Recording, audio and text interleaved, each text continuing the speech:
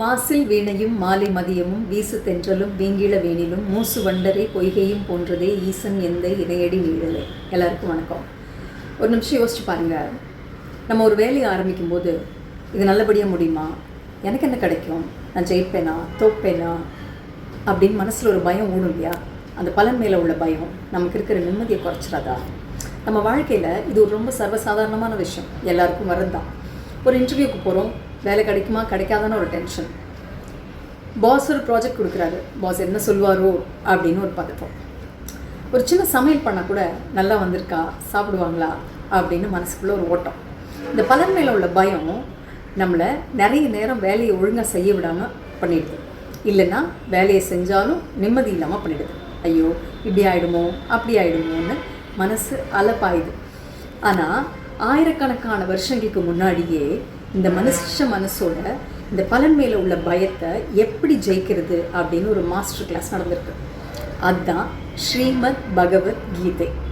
இந்த கீதையில் கிருஷ்ணர் அர்ஜுனனுக்கு சொன்ன ஒரு முக்கியமான விஷயம், கர்மண்யே வாதிகாரஸ்தே மாபலேஷு கதாசன. அதாவது உன் கடமையை செய்கிறதுல மட்டும்தான் உனக்கு அதிகாரம் இருக்குது, அதன் பலன்களில் எப்போவுமே கிடையாது அப்படின்னு சொல்கிறாரு. இதை என் டீச்சர் எனக்கு சொன்னப்போ ஏதோ தத்துவம் சொல்கிறாங்கன்னு நினச்சிட்டு இருந்தேன். ஆனால் ஒரு சின்ன எக்ஸாம்பிள் சொல்கிறேன் பாருங்கள்.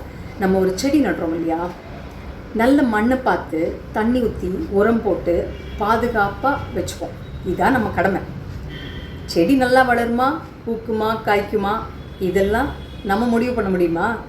முடியாது. அது இயற்கையோட வேலை. நம்ம வேலை என்ன?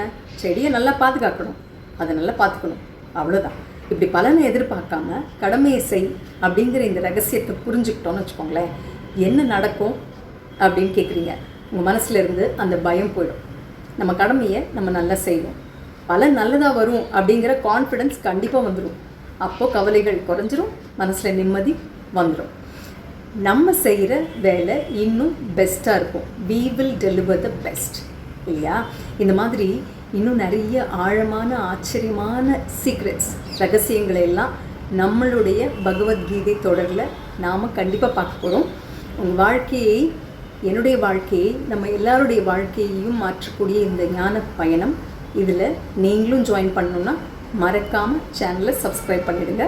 உங்கள் நண்பர்கள் எல்லாருக்கும் ஷேர் பண்ணுங்கள். அடுத்த வீடியோவில் இருந்து கீதையில் முதல் அத்தியாயம் இல்லையா, அர்ஜுன விஷாத யோகம், இதை பற்றி ரொம்ப சுவாரஸ்யமான விஷயத்தை நம்ம பேச ஆரம்பிக்கலாம். நன்றி, வணக்கம்.